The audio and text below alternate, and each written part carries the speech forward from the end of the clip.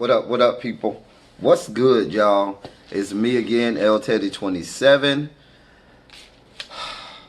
Angry Teacher Chronicles. Y'all, this is my review for the Have and Have Nots Season 7, Episode 7.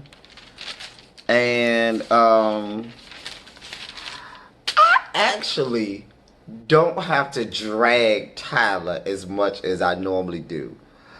I didn't totally. I kind of enjoyed this episode a little bit, and I don't have to drag Tyler like I normally have to drag his ass. But also interesting thing, when I was searching for images for the thumbnails for this video, for this review, what I usually do is I'll type in the title of the show, the season, and the episode for shows when I'm looking for images for my thumbnails when I'm doing my Google image search. So I typed in the Haves and Have-Nots Season 7, Episode 7.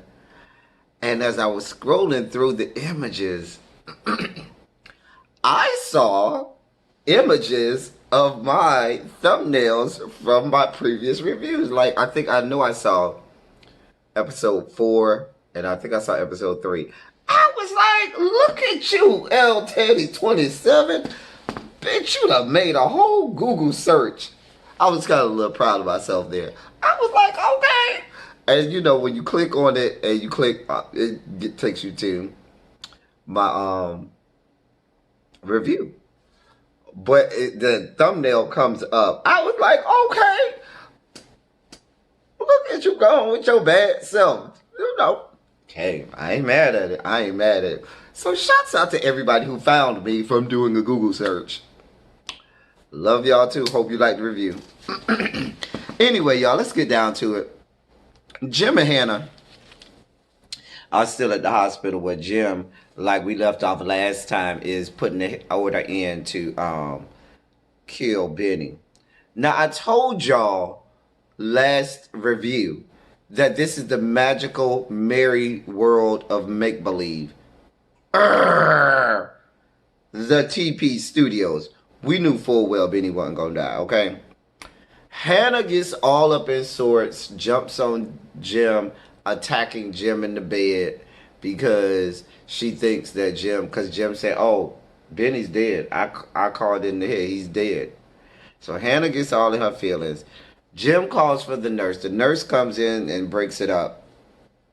Hannah says, well, if you killed my son, she kind of threatens Jim. He better not be dead. You better not have killed my son.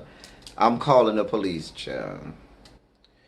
When they finally get Hannah to leave, Jim's disrespectful ass is very disrespectful to the nurse that came in the hospital staff. He should. The one thing, Tyler, that I do have to read you about, this disrespectful Jim is just a little too over the top. Okay? It's too over the top. The way that you wrote it is almost unbelievable. Mind you, you're trying to make us believe that he was shot at with a shotgun, but has no visible signs of any trauma, no visible signs of anything that pierced the skin at all. I'm just saying, no scrapes, bruises, and nothing, whatever. And he's so well, now mind you, they had to bring him back with the paddles and the defibrillator, but he's so good now that he can be having all of these antics in the hospital bed. Just a mess. Anyway, meanwhile, back in the basement, I don't know what basement, I don't know where they at, but wherever Jim is being held captive, not Jim, Benny is being held captive, the guy shoots into the ground, of course, to make it sound like over the phone, I guess, that Benny was shot. After he does that, downstairs comes all of these men, and who are these men? They are the Malones. The Malones have come to free Benny. And so they come, they, tell the guy, they take care of the guy. They free, tell him to let the handcuffs loose. Benny gets free. Benny, child, Benny tries to rough up his captor. Just like Candace is not believable being all rough with people and trying to fight people, neither is Benny. It just doesn't come off well. And it was like, child, girl, girl, child. I wasn't here for that part. I was like, it just is not believable. They call Mitch and Candace, who are at the bar, and tell them that they done freed Benny. Now, there was this back and forth, which I didn't understand the whole point of it, because it was just stupid. I don't know why it was inserted. It could have been edited out. It should have been left on the edit room floor. But there was this whole back and forth where Benny tells them, well, can y'all give me a ride? Because I don't have no money and I don't have my phone and I don't have no way to get back. And the guy was like, no. And I guess they're trying to sell this whole, the Malones are racist kind of thing. But it just didn't work. It was unnecessary. It was unneeded. Okay? It was, just whatever. Yeah, whatever.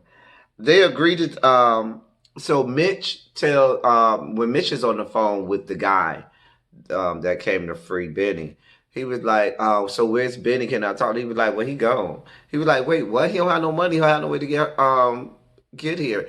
And he's in a bad neighborhood. Can y'all go give him a ride? And so the guy was like, oh, well, no, I don't want to. I don't really get that.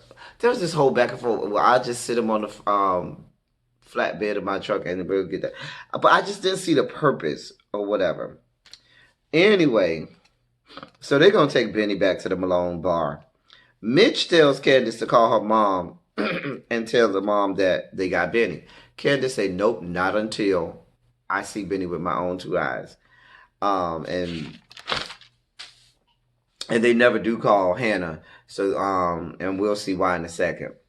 Back at David's house, Madison gets up and rolls out of bed naked.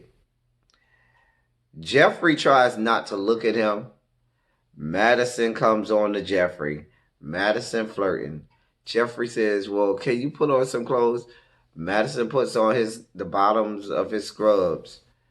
Can you come over here? And child, Jeffrey finally succumbed to his ugly needs. And baby, Jeffrey and Madison is about to get it down, honey. I told y'all last episode, child, Jeffrey's a whole ass whore. I'm here for Jeffrey and his whoredom. Anyway, so Hannah is at home and she calls the police. Catherine calls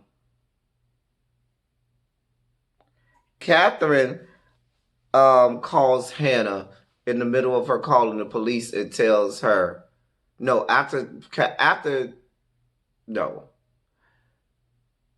called the police, told the police to come here with the emergency. I think they got my son. After she called the police, then Catherine called her. And Catherine's, while Catherine tries to tell Catherine all about how Jim had Benny killed. She thinks Jim may have had Benny killed. While that's happening, Benny walks in with Mitch and Candace. Catherine's still on the phone.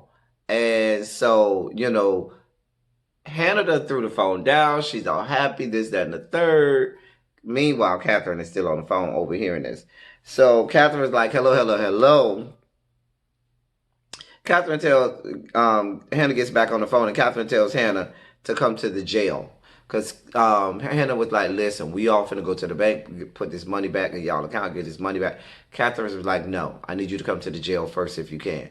That way you don't have to make 2 trips to the bank because I need you to do something for me. And that goes back to when, remember, Catherine had said to Marty that she was going to use Hannah, and Hannah was going to be the person that she puts all her assets in her hands. So Benny, so Hannah says, well, listen, I'll be there. Hannah says, listen, y'all, I'm finna go wash my face, and all four of us are going to this good bank to get this taken care of. We're going to go see Catherine, and then we're going to the bank to get this taken care of.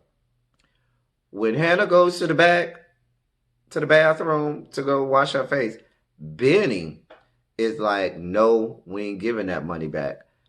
We gonna take the money and put you on a plane, Candace, and get you out of here.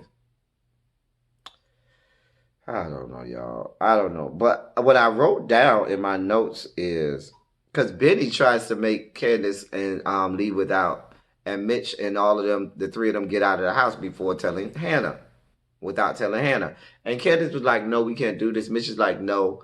But I, the way Benny was presenting it to them, it wasn't like he was pressing them hard enough to make them actually leave without telling Hannah. But we know how this is going to go. Hannah's going to blame Catherine. We know how this is going to go. And I told y'all, until Hannah does right by, not Catherine, Hannah's not going to blame Catherine. Hannah's going to blame Candace, excuse me. And y'all know how this goes. Hannah blames Candace for everything. Every bad thing that happens is Candace's fault. Meanwhile, back at the ranch, it's usually Benny that's the stupid one and is doing the bad stuff. But it's like I said an episode or two ago, until Hannah does right by Candace, Benny is always going to be in trouble. So we're back with Charles. Charles meets with the senator, Elvin from the Cosby Show. I don't know why I can't remember the senator's name. It's the senator. So he offers them the position of attorney general. And so Charles, they have this back and forth that I really didn't care about. But then Charles tells him, I'm going to set up a transition meeting between you and the outgoing attorney general. I ain't going to tell you all the ins and outs, but I need you to go and ask him and press him, question him, interrogate him about why he was looking into all of the people around me, why he sent people to do all of this stuff, to get all of this intel about those people close to me. We know what this is about. He's really trying to find out, why he went after Candace and why he did all of this stuff to get at Candace and, all of this stuff that he found out about Candace. But Charles doesn't want to tell him everything. He wants to know why he's been snooping around. It's all about Candace. It's all about Candace. And he says, okay, no problem. We then see Celine back at the hospital. Celine goes in to see Jim. I'm so sick of this storyline. I kind of tuned out of this storyline. Jim is being his regular disrespectful self. Oh, I don't care about you or your kids. These are your kids, Jim. Nah, they ain't my kids. Them your kids. All this, that, and the third. Celine is begging him to help her because she got 2 jobs now. But I keep asking, why now, Celine? Why all of a sudden, all these years, Celine, Pilar from Passions? Why now?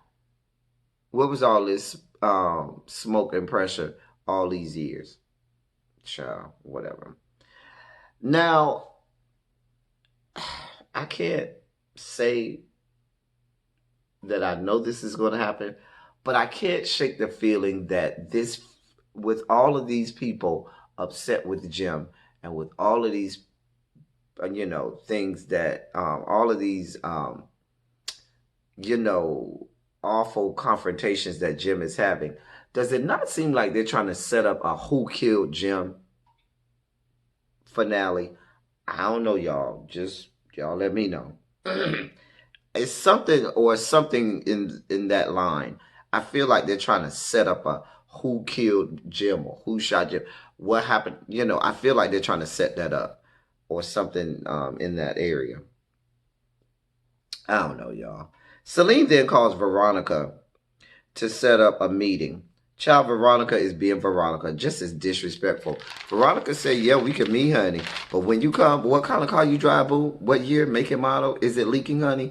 Please don't come driving my driveway with your old raggedy car, leaking all that oil in my driveway, honey. Please, child. Y'all know what Veronica gives. Justin comes home, and Veronica done sent her goons out there to rough him up.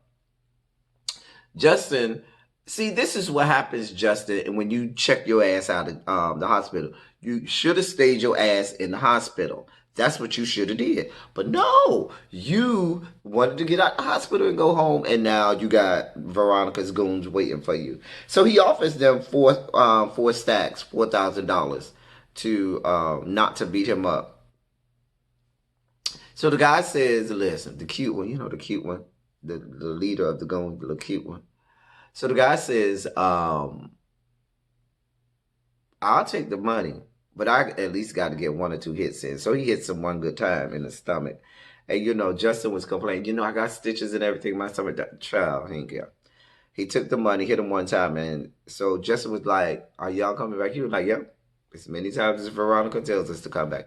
And he was like, how do I make this stop? You need to go talk to Veronica and work out whatever you need to work out with Veronica. But we will be back if she tells us to come back. Child.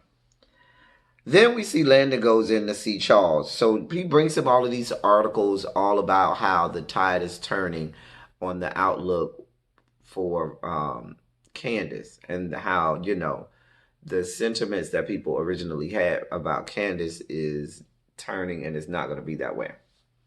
So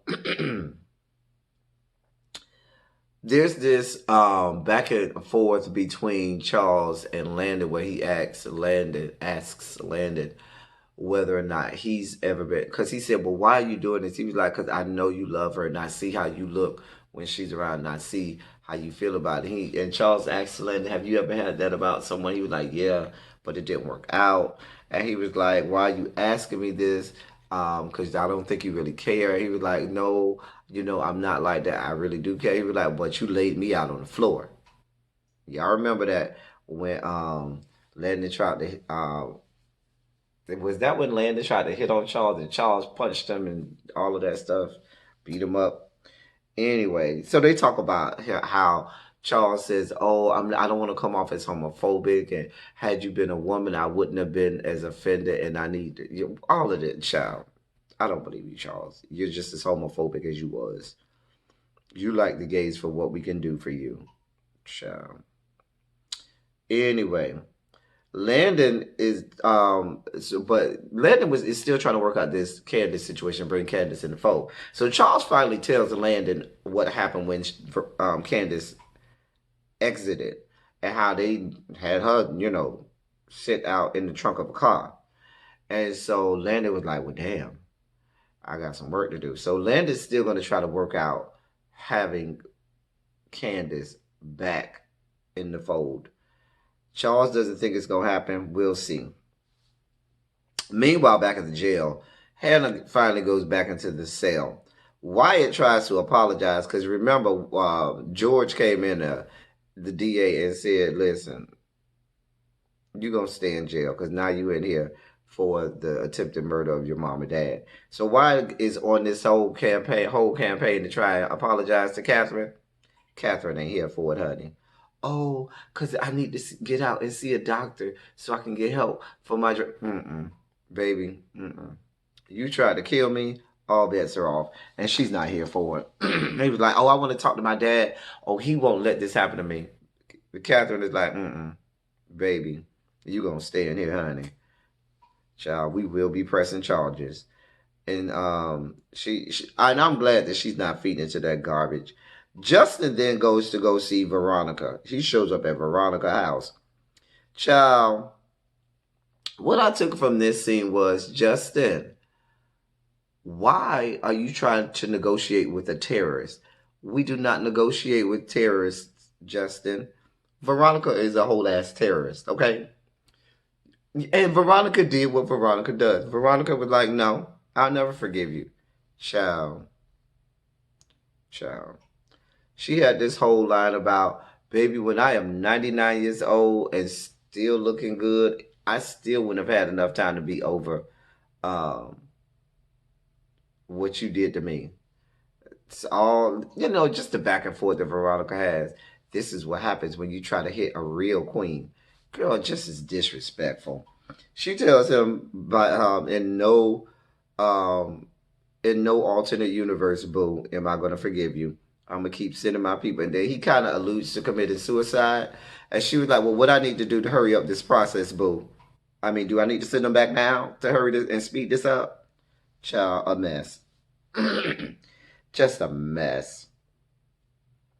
So then, David is at the house. George comes over.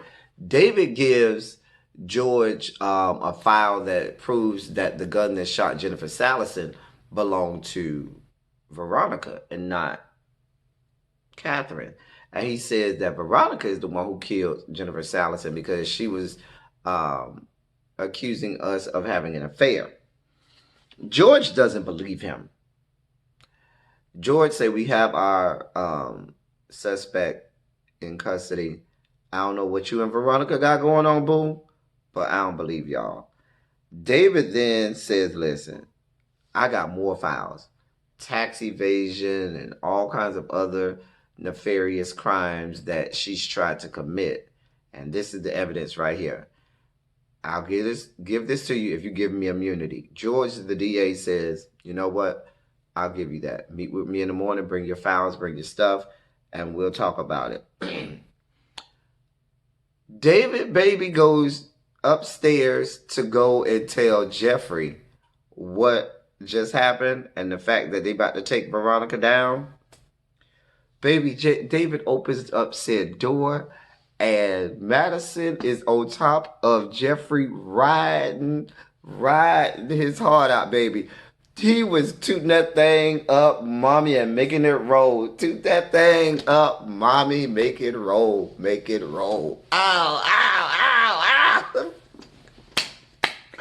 Y'all, listen, let me tell y'all something. Madison was riding that thing, baby. David walks in like, oh, and closed the door real fast. Girl, and it went off right there. Girl, when I tell you that shit was so funny to me, baby, Madison was riding them cowboy, honey. Child, Madison had taken his horse to the Old Town Road, honey, and he was riding till he couldn't no more, honey. Baby David was disgusted and just immediately closed the door. And it went off from there. Child, I can't wait to see the beginning of next episode for a myriad of reasons. Because we know at the beginning of the next episode, you got to give us, Tyler is going to give us the gratuitous naked shot of Madison and Jeffrey. We all know Madison got a body, and we all know Jeffrey got a body. And I just can't wait to see this image of a shirtless, naked Jeffrey. Not so much Madison, but I'm here for the Jeffrey. Anyway, and that was the Have Not season 7, episode 7. Like I said, I enjoyed this episode, if just for the ending. We'll see how it starts off next episode. That's all I got for y'all. Until next week, y'all. Thank y'all for coming. Y'all drive safely. Y'all be good. We'll be right back here next week.